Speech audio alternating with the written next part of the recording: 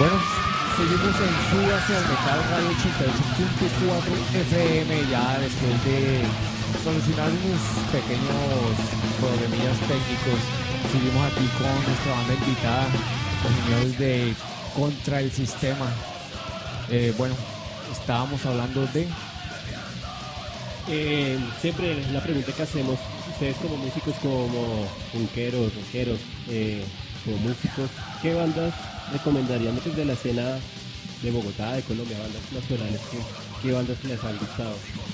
Bueno, yo voy a anunciar a dos bandas de la parte del sur de la ciudad de Soacha, que es de donde yo procedo, y ahí estaría la banda, estaría Postema, ahí y estaría Sarna, que son dos bandas de punk con las que hemos compartido tarima, que es un punk bastante radical, que es 100% punk, así bien crudo también. Yo resalto el trabajo de estas dos bandas, primero porque son de allá parceros de mucho tiempo, y por lo que hacen dentro de la escena. Bueno, sí, como difícil ahorita que se le digan muchas bandas en la cabeza, pero quiero resaltar principalmente las siguientes. Una es Hellsick, una banda de thrash, un compañero, Ismael. Dos bandas aquí de la localidad, como son Demolator y Ubergeje, también estuvieron tocando la versión pasada de Rock al Parque. Viejos conocidos de Sí, Suba, los Uberebrios. Excelentes, sí, como músicos, como personas, es una energía muy buena. Y una banda aquí de Juan Guerra, la banda Acheron. Acheron. También de aquí, ellos son pareja. De la localidad, sí, muy, de hecho Juan Guerra nos colaboró algún tiempo en un par de conciertos en la batería, cuando tuvimos algún impasse. Yo creo que quiero resaltar esas, se me escapan muchísimas, de pronto de punk, sobre todo con las que Ministerio de la Vagancia, Malicia Indígena, Malicia, Son Mutantes. No, ha pasado por muchos, ha compartido escenario con mucha gente y se le escapa muchísima gente ahorita en estos momentos. También aprovechamos el espacio para saludar al parche de Medellín de Rock al Perro, que en este momento pues se me olvida el nombre ya de la banda que nos llevó, pero sí recuerdo a Julián, que es el organizador de ese combo, y desde aquí para el man, que nos atendieron muy bien cuando estuvimos en Medellín. ¿Qué es el Rock al Perro? Cuéntame un poquito bueno, de... Rock al Perro es una labor muy bacana que hacen en Medellín. Es un festival que congrega una serie de bandas en Río Negro, ¿sí? En Medellín, en Antioquia. Este es con el fin de recoger concentrado para nuestros hermanos menores, para todos los perritos de la calle, para los gaticos. Nosotros tuvimos la fortuna de estar en el mes de... ¿Cuándo fue? Se me escapa. No. Hace como 2 meses, ahorita se me olvida la fecha exactamente. Nos fue muy bien, recogimos más de tonelada y media de alimento para perro.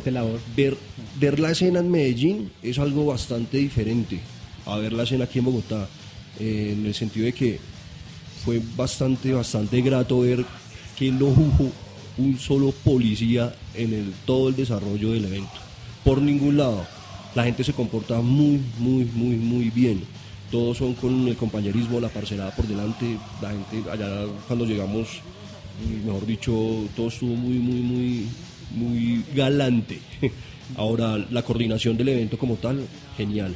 En cuanto al sonido, en cuanto a la tarima, son cosas que se ven en Medellín muy bien hechas, muy bien logradas. Entonces sí, yo rescato y hago un énfasis sobre lo que ha hecho Julián allá con Rock al Perro. Hablemos un poco del 2005 para contar el tema, porque llega la primera producción, Justicia Social, 12 tracks. Hablemos un poco de ese Justicia Social. Bueno, Justicia Social fue uno de los primeros trabajos que pues igual grabamos ya como maqueta, como un demo. El total de la producción fueron 12 temas, salieron solamente 9. De esas canciones, algunas las retomamos en el último trabajo.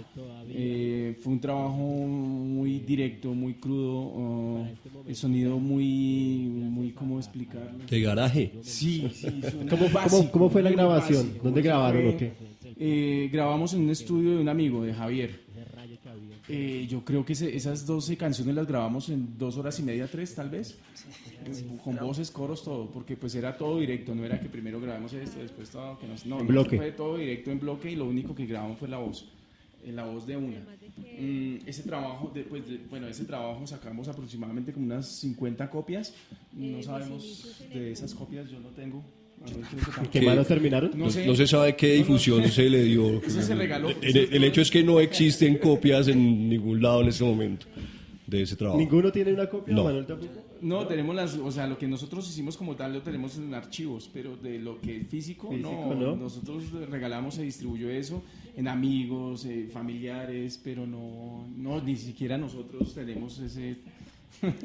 No lo guardamos. No hay. No tuvieron la precaución de guardar la copia.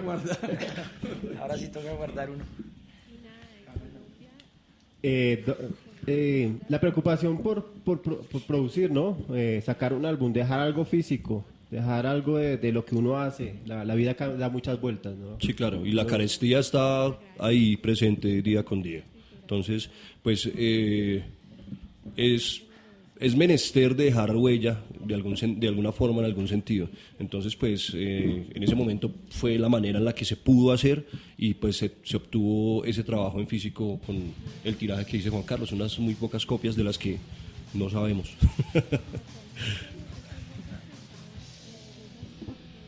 Bueno, yo hace un momento internamente estaba hablando con ellos de su primer nombre, que se llamaba Jackie Candru.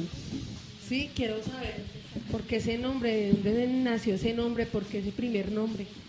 Bueno, yo fui el que lo puse inicialmente, desde ya hace más de 15 años, porque eso sí fue antes de ya empezar como la banda contra el sistema. Fue cuando estábamos como iniciando con las acústicas y todo eso.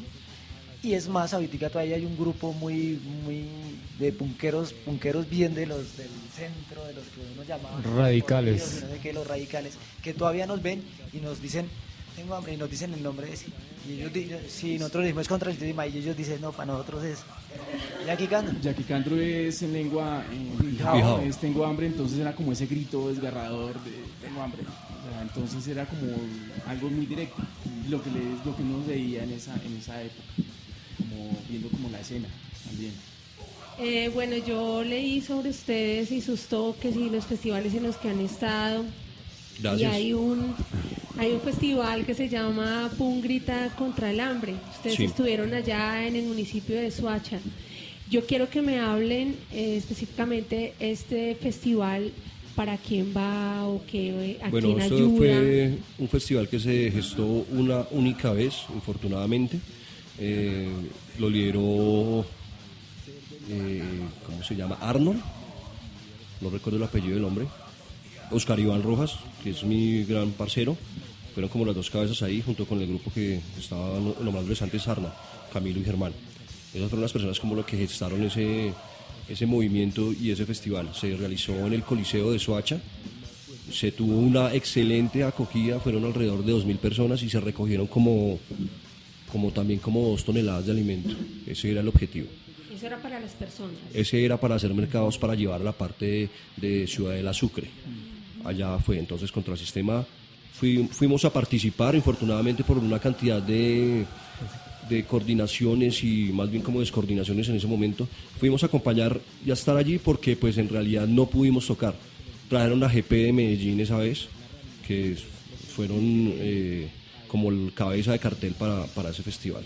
Infortunadamente después hubo problemas con la alcaldía de Soacha y nunca más volvieron a prestar el Coliseo, y sí desde muy adentro nos cerraron las puertas de absolutamente todas partes. Entonces no prestaron el Coliseo del León 13, no prestaron el Coliseo de Voz a la Libertad, no prestaron ningún tipo de instalación para eso después. El motivo fue que se inventaron un daño que habían hecho en un baño para no prestar ninguna instalación para poder realizar una actividad así. Bueno, ahora sí vamos con algo de ustedes, ¿no? Que nos presenten algo de este trabajo que nos trajeron acá. No sé qué tema les gustaría presentar. Bueno, pues muy contentos después de un esfuerzo titánico de casi que como 2 años. Tenemos a la luz Hijos de la Guerra, que es nuestro último trabajo. Es un mixtape, un remix también de unos temas anteriores. Y pues nada, ahí está. ¿Qué tema? Yo quiero presentar uno que es un instrumental, en minuto 30, se llama Hijos de la Guerra. Bueno, ese tema... Es homólogo ¿Por qué del- lo hicieron del álbum. instrumental? No ¿Sabes sé, qué? había dentro de los riffs que se manejan, lo estábamos manejando. Yo estaba trabajando principalmente eso. Era para montarle una letra muy pequeña, de hecho yo la tengo montada no como de poema. Pero pues después me gustó cómo sonaba, sin nada más. Entonces quedó así. Si nos ponemos a ver Hijos de la Guerra aterrizado, es como cerrar los ojos e imaginarse todo el conflicto y posconflicto a nivel mundial. Y entonces eso básicamente es lo que resalta ese instrumental. Bueno, entonces vámonos aquí con Contra el Sistema y su tema, un instrumental, Hijos de la Guerra, aquí en Suba al Aire.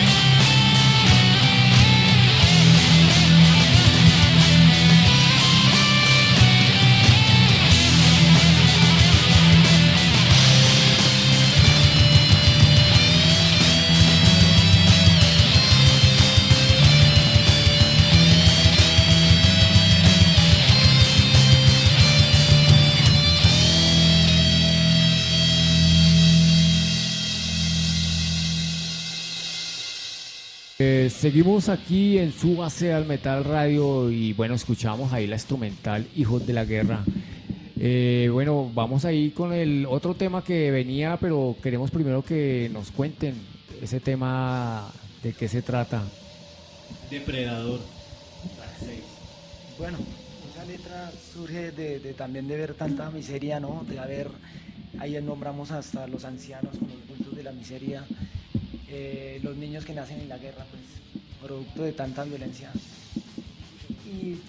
Y Depredador en sí, lo que queremos decir es que del lado que venga, la brutalidad, la muerte, la masacre, no la aceptamos del bando que sea. Por eso, Depredador, del lado que sea, es inaceptable. Inaceptable y no pertenecemos a ningún bando tampoco. Ajá, Exacto. correcto. Por otro lado, también el tema evoca mucho eso que es el ser humano, un ser vacuo, totalmente vacuo. Entonces, y su afán inexorable de querer tener y tener y tener y tener cada vez más. Entonces, eso también lo trae a colación esa canción. Bueno, entonces vamos con Depredador contra el sistema, aquí en su base al Metal Radio.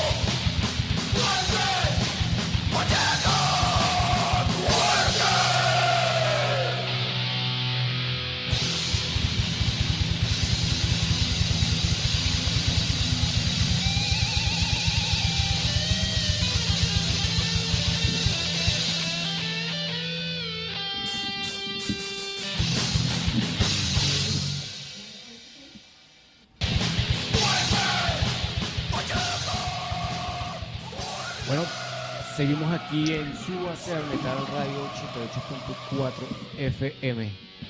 Bueno, seguimos aquí con la banda Contra el Sistema.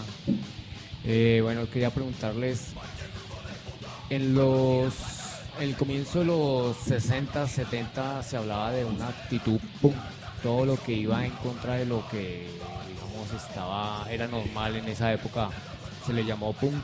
Inclusive se dice, ¿no?, que los hippies fueron los primeros punk de la época, o que iban en contra de muchas vainas que se están haciendo. Elvis Presley se le decía que lo que él hacía era bastante punk. Estamos en el 2015. ¿Será que en el punk todavía existe esa actitud? Pues la actitud sí se ha ido como desdibujando un poco, y ahorita lo que vemos es una cantidad de fachonismo a todo nivel dentro de todas las escenas. Si evocamos el punk es un movimiento que lo que buscaba era transformar su entorno a todo nivel, y era un acto de rebeldía contra el sistema social que estaba implantado, ¿sí?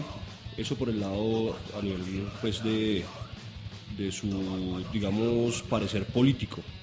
Por otro lado también fue como la contrarrespuesta a las bandas de metal de ese entonces, para que saliese un poco de estos esquemas, porque ya estaban realmente cansados, y el punk salió como una respuesta a eso. Hoy día el punk, dentro de todo, maneja esa parte igual beligerante, que siempre como es la que yo resalto mucho, pero sí se ve que se adopta como más, de cierta forma, a hacer una moda, ¿sí? Esto es una infiltración que no se da únicamente en el punk, que se da a nivel del metal Y entonces ya no se habla de propiamente algo que tengan las personas en la cabeza a la hora de evocar o traer una banda X o Y o una música, sino simplemente es un estilo de vida que se adopta, pero más a nivel de su estética y no nada que ver con su parte conceptual. No adoptan esa parte, solo la parte estética. Entonces es algo que se ha venido dibujando y se ha venido perdiendo totalmente. O sea que podríamos decir que de esa escena, digamos, de los 80, de ese legado de, por lo menos, de la gente paisa, ya queda muy poco, ¿verdad? Pues realmente dentro de lo que yo he podido vivenciar y que uno ve por ahí, sí, queda bastante poco. Y sobre todo, o enmarcado dentro de los que han sido metidos o han estado allí desde un comienzo, que son pues los de la vieja guardia, que se puede decir que son la gente última que queda y se puede rescatar con esa parte de ideología del punk, porque el resto, como les digo, ahí detrás de eso hay mucha gente que va simplemente por el look y nada más. Correcto. Bueno, contra el sistema este año. Hable, Juan Carlos. Sí, bueno. Hágale, Juan Carlos, hable que. No, yo quería resaltar algo de lo que, por ejemplo, del punk, de lo que mismo se ha escrito en Medellín. Hay un libro que se llama Medellín en vivo y ahí habla de 3 clases de punk. Es el super punk, el punk de mierda y... Ay, se me fue el otro. No, se me fue el otro. Y ahí le hace la caracterización de los diferentes grupos que se dan dentro de la misma escena. Por ejemplo, se hace el cuestionamiento de los que se disfrazan, como ya lo había mencionado, los que se entran a disfrazar solamente para los conciertos, así como está el que siempre lo vive, el que uno lo ve y vive su escena, su estética, y siempre donde uno lo ve está con sus tachas, con sus, no sé, con sus pelos parados, etcétera. Y entonces ahí es donde se entran a cuestionar realmente de lo que pasa. Por ejemplo, Medellín, que es la principal plaza desde mi punto de vista, donde aún están todavía las raíces del punk aquí en Colombia, donde todavía se conservan en muchos espacios. No hablemos de las comunas, sino en muchos espacios en Medellín donde realmente se vive el punk. Ahí todavía hay esas raíces y donde lo viven, y donde curiosamente ya no están con esa estética, ya no es necesario para hacer pelo, sino ya es gente grande, grande en cuanto a edad, ¿sí? Gente de más de 40 años, ¿sí? Que de pronto ya por sus trabajos, su familia, etcétera, ese tipo de cosas, ya ha asumido otro rol dentro de la sociedad, pero pues todavía conserva dentro de sí la música todavía. Yo sí voy a evocar una frase de Abelino Suárez, que es uno de los maestros vieja guardia en esto, que es hermano de Manuel. Y es lo que el man dice, es 100% cierto. La cresta se lleva es en el cerebro, no sobre la cabeza, ¿sí? Entonces ahí tiene mucho razón lo que dice Juan Carlos al traer pues que los looks para los que realmente manejan un estatus dentro de la escena pasa a ser algo, mejor dicho, de último lugar. Es curioso, ahorita, pues para entrar al tema de Rock al Parque, que dentro del sistema participó este año en la edición 21, y me llamó la atención que había un stand de Dr. Martin, ¿no? Que mucho tiempo fue como una de las insignias de lo que era el punk, esas botas que eran del obrero, eran del barrio, eran de la gente que venía, se levantaba a las 5 de la mañana para salir a trabajar, y ahora es como un símbolo de estatus, ¿no? Claro, unas botas de esas de 400.000 pesos, pues imagínense. Se ven harto en el ska, ¿no? También. Ese es el icono más del ska. Ese es un símbolo de lo que ustedes hablan, de cómo se ha cambiado esa percepción del look, de lo que uno muestra como en su forma de vestirse. Y creo que es más lo que usted dice, la cresta se lleva, y creo que todo se lleva es acá. En el cerebro, claro. Ahí es donde realmente es importante. Lo que sale de ahí es lo que sale de ahí. Sí, porque ponerlo ahí dentro de un laberinto y dar vueltas que sonar al té, pues es como el hámster enjaulado, ¿no? Hay que liberar a esa rata a ver qué pasa.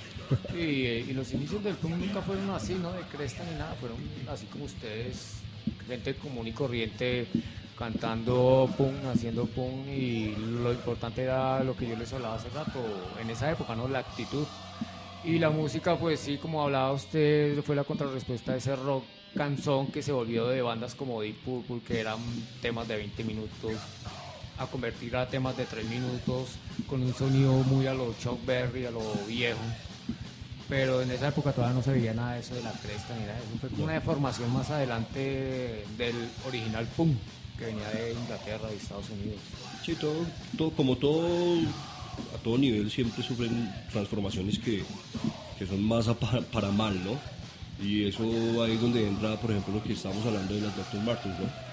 Y eso hace parte más de un nivel comercial, que es por donde se va metiendo absolutamente todo a nivel ideológico, a nivel de manejar culturas y todo esto, ¿sí? Entonces eso es como el efecto residual, Exacto. se podría decir, ¿sí?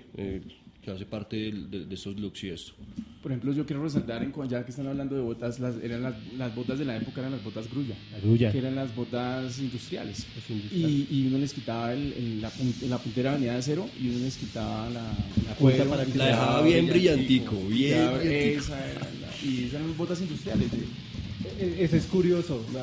Me acuerdo que en mi época de juventud, a las mediados de los 90, uno se arrastraba para dañar los jeans. O los arrastraba porque andaba en el suelo. Bueno, ahora ya venden los jeans rotos con la marca donde se ha molido, porque la misma industria se encarga de molérselos para que el que los use se vea punk. Sí, y entonces como le ahorraron el trabajo de arrastrarse, entonces son a 250.000. Entonces, no, es algo que es... Y antes cuando se le manchaban así los pantalones y peleaban con la mamá. Se me lo tiró y ahora los compran así.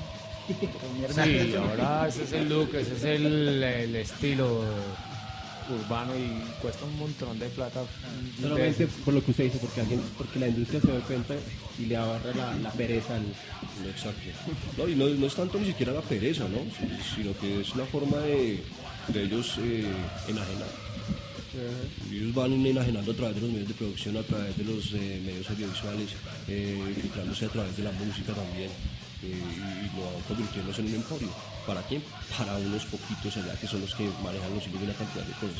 Por eso nosotros en Contrasistema hemos manejado siempre nuestras producciones de una forma muy independiente, desde el comienzo, desde la parte de los demos hasta ese que es nuestro trabajo pues último, y lo hemos hecho con mucho esfuerzo y de nuestro bolsillo. Para mí es de gran orgullo decirlo de esa manera. No hemos tenido que recurrir absolutamente a nadie para que venga a brindarnos un patrocinio o algo. Hemos sido muy cautos en eso y los hemos demorado, pero pues ese es el fruto real de las cosas. Bueno, yo les quería preguntar una cosa. Ustedes, bueno, ya son 15 años de punk. Esos conciertos que ustedes hacían en aquella época o ese estilo de vida que se llevaban a aquella época, ¿qué extrañan de toda esa época, de todos esos conciertos, de todas esas vivencias dentro del punk, que quisieran otra vez volverlas a tener ahora? De pronto la capacidad o la convocatoria que había en ese entonces, porque como decía Juan Carlos y Manuel, aunque todo se manejaba dentro de un voz a voz, la respuesta sí era mucho mayor, sí llegaba muchísima más gente. Eso se ha venido como perdiendo un poco. Sí.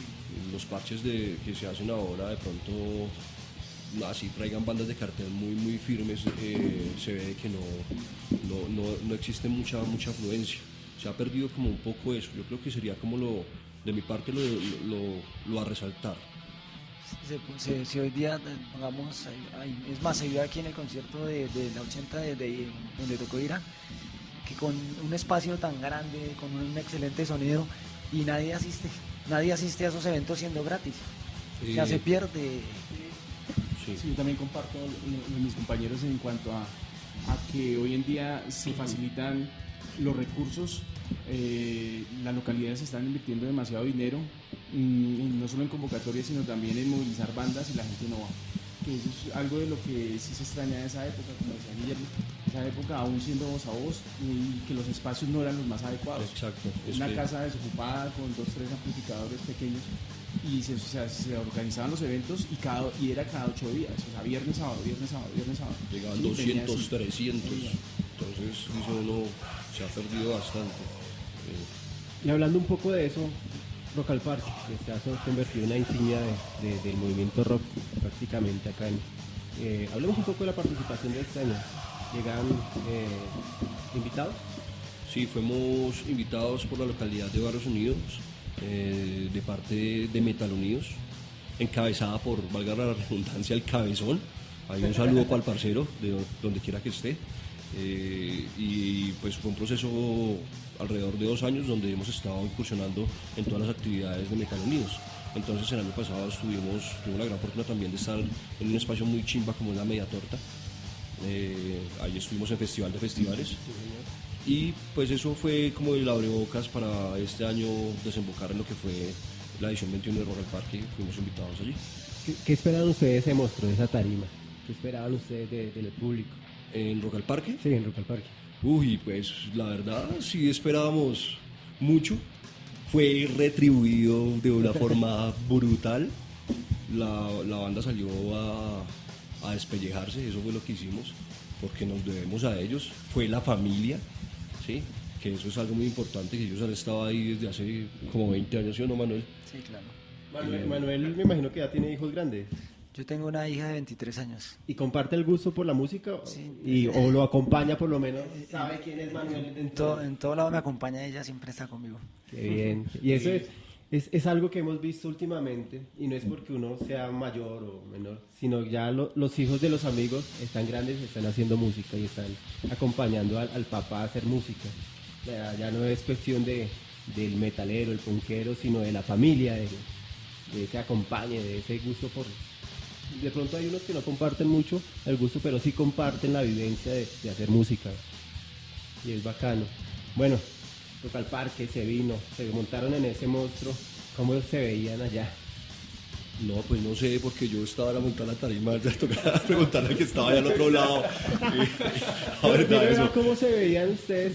Decir, ahí cabrón, mire dónde andamos, mire toda la pues gente. mire, yo desde mi perspectiva hubo un nerviosismo muy latente como unos 10 días antes, que de hecho nos llevaron a ciertas discusiones. Pero entonces nos dimos cuenta de que no, hermano, es que es la ansiedad, es los nervios, espérese un momento, tranquilo, relajados, ¿para dónde es que vamos? No, todos vamos para el mismo lado, entonces tranquilo, no, siga trabajando, que ahí vamos bien.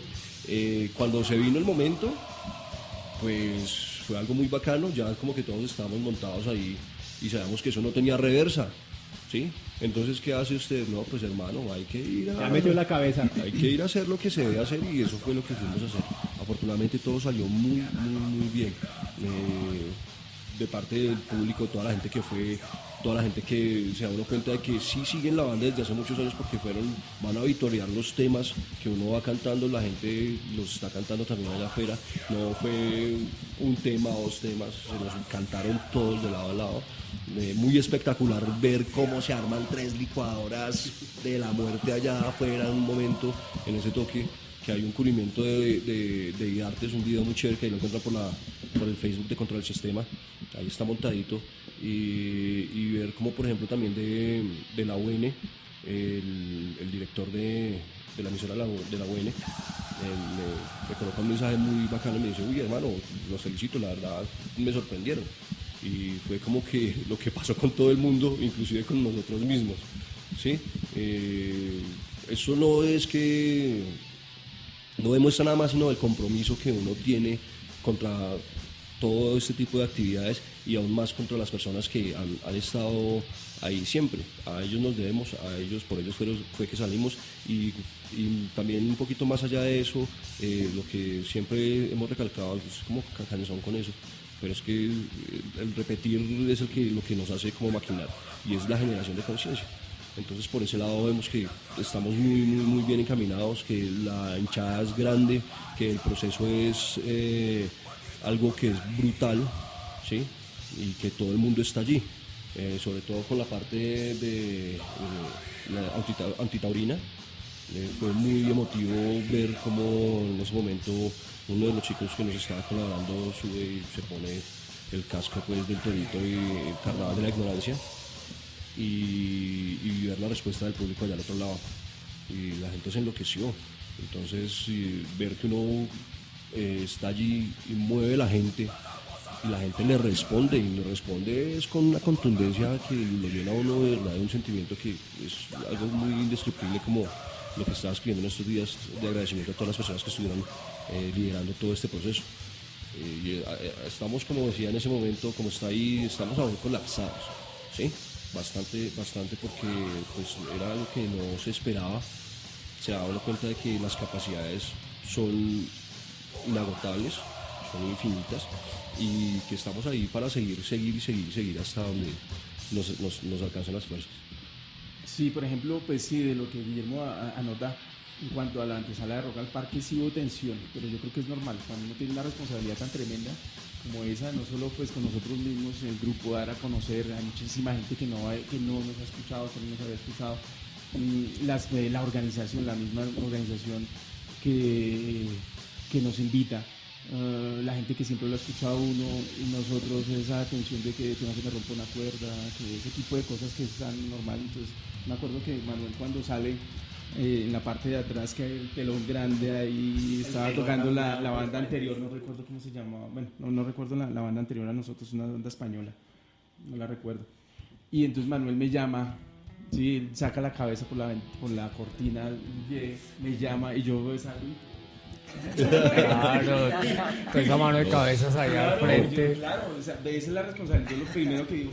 Pero ese era el gran sueño de es una responsabilidad grande, ¿sí? Por todo, que uno diga y ver todo ese montón de cosas. Y sobre todo por eso, o sea, después de ya estar uno montado ahí, es botar el primer acorde, ya después de ahí, ya fluye. Y ya es muy natural, pero la tensión es antes, los nervios es antes, ya cuando uno ya está en tarima, ya los mismos temas lo van llevando, la misma música lo va llevando, no se desenvuelve más. Por ejemplo, nosotros somos de los que hablamos demasiado, bueno, yo no les diría, pero pues a veces hablamos mucho, decimos cosas, se dicen cosas y la gente capta ese tipo de mensajes. Entonces no es solo ir allá a mover la cabeza, a pegarle al otro, ese tipo de cosas, sino que van a escuchar. Como dice Juan, que se asomó y vio un poco de gente, pero pues bueno, listo, y se fue el primer tema y más cabezas, y se va al segundo tema y van llegando más cabezas y se va al tercer tema y esa plaza sigue reventando, y eso fue algo bastante emocionante, la verdad, y al punto de que eso se llenó muchísimo. Venían de Eco de Animal. Sí, venían de Animal. A las 6. A las 6, entonces claro, a las 5. Entonces ahí fue cuando llegaron más gente. No, y tener esa oportunidad tan grata de estar ahí al lado de una banda tan gigantesca como Sociedad Alcohólica, ¿sí? Que es una banda que ha sido estigmatizada en España, donde cada vez que quieren hacer un toque los dejan listo, tan, y por ahí un día, 2 días antes de los eventos se los censuran y se los cierran. Entonces eso fue algo muy bacano, que estar detrás, tras bastidores con ellos, ahí nos tomamos unas fotos, compartimos un café, nos regalaron algo de su merchandising. También les enviamos para España unos hijos de Hijos de la Guerra, y pues fue muy bacano ver cómo esas personas que han estado liderando todo un proceso durante muchos años, que son como los pioneros y los pilares de una cantidad de cosas, son personas que son demasiado sencillas y humildes y son asequibles. Ellas están ahí y uno llega, habla con ellos. Yo ahí hasta un brandy les di en un momento y vamos tío, ¿qué es esto? Pero tomate lo que no son hostias, todo bien, que no pasa nada. Bueno, entonces, ustedes ya han pedido, yo quiero pedirles una canción de su álbum Hijos de la Guerra, y este es el último track, el track 9 de este álbum, que es Carnaval de la Ignorancia. Creo que es un tema que está actual para lo que va a pasar el 25 de octubre. Ese cambio, gran cambio que muchos esperamos y que también ha habido trabas, ¿no? Que están dando trabas a eso. Manuel, cuéntenos un poco de qué es Carnaval de la Ignorancia. Bueno, es como una mentalidad de que no sigamos ni siquiera permitir a cualquier otro que hable del maltrato hacia cualquier tipo de animal, no solo al toro, sino a cualquiera. Y es como eso, ¿no? Que siempre es triste que a nivel mundial son 8 ciudades las que todavía mantienen esto y 3 son de Colombia. O sea, eso es muy triste saber eso. Y ver que la gente aplauda eso, que se peleen cuando las marchas que han habido en contra de eso, que eso ha pasado con el movimiento antifascista y eso, que han ido a pelear allá en la plaza y a discutir con los que sí, los que no. Y sin embargo son una minoría los que están de pronto exigiendo que eso no se haga, y la gran mayoría son los que dicen que eso es arte y se pegan de eso para decir que todo tipo de arte tiene que ser apoyado. Entonces, eso es una queja, pues, un lamento y una exigencia para que esto no siga siendo. Y vemos cómo esto está enraizado directamente con una parte muy de la oligarquía, ¿sí?, de este país. Sí, porque si usted va y le pregunta a un pobre o una persona marginada ¿qué es el toreo? Le va a decir, sí, es cuando un señor sale con un capote en una plaza y mata a un animal con una espada. ¿Usted le gusta ese show? No, la verdad no comparto eso, pero si usted va y le pregunta al procurador, él le va a aplaudir, porque a él le encanta esto. Él es una de las personas que está metiendo ahí mano dura para que la consulta se caiga, que es más, que ni siquiera se lleve a cabo. ¿Sí? Entonces están disponiendo en este momento, en estos días que estaba leyendo, están proponiendo sacarla de las consultas que se van a hacer en este momento de consejo, el registrador, encabezado por el registrador, y que es el consejo de alcaldía y una cantidad de cosas, sacarla de ahí la consulta para después tener que invertir 34 mil millones de pesos, que es lo que cuesta volver a hacerla, y entonces eso tiene que ir a un proceso de aprobación en el Senado, y por ese lado la quieren hundir. Entonces montar trabas y trabas y trabas y trabas. Entonces pues es algo bastante triste. Uno no sabe hasta dónde le puede llegar la megalomanía a un ser de estos, pero vemos que se la tiene arraigada y muy muy muy profundamente. Entonces, y son nuestros dignatarios y son nuestros dirigentes. Yo sí aprovecho este espacio y a toda la gente que está al otro lado a que por favor salgamos a votar con conciencia. Realmente podemos boicotear esto. No hablo de una forma violenta, porque pues infortunadamente no se trata de eso, ¿sí? Pero sí se puede hacer, haciéndolo las cosas bien y eligiendo las personas que son, porque sí las hay, ahí están, sí las hay, solo que no son las abanderadas o las afamadas. Entonces por eso es que muchas veces terminamos como siempre, con el dedito en el jujuy. Bueno, entonces háganos el favor, presenten este track 9 de Hijos de la No, pero Guerra. ya lo hemos sonado. Volvemos y lo sonamos. Vale la pena. Entonces, bueno, a todos los dejamos con el track 9 del CD Hijos de la Guerra de Contrasistema, Carnaval de la Ignorancia.